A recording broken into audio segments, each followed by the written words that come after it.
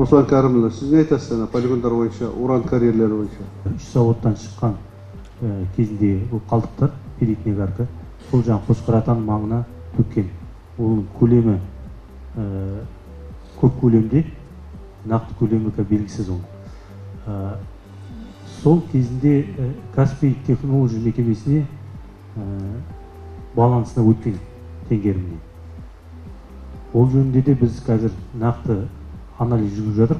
Онымен қатар оны жердің бетін қазіргі кезде басқа бір мекеме сатып алған. Сол мекеменің арасында сол жаңа ұшып келіп жатқан желдің несінен перитный агар. Біз тиісті мына журналистермен де бардық.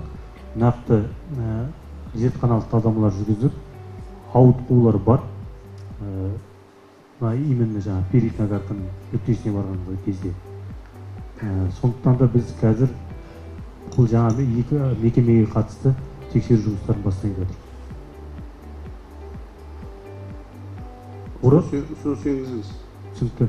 Екінші жаңа Урал карьерлері бойынша, ол жерде жаңа ол да кезінде жаңа уран өндірген карьерлер үлкен көлемде.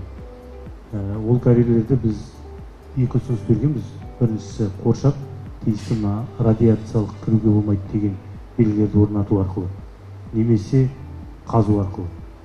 Өйткені оны рекультивациялау көп көлемде қаржы талап етеді. Қазіргі күнде біз оны тазалау мәселесі үлкен қаржы талап етеді. Қалай?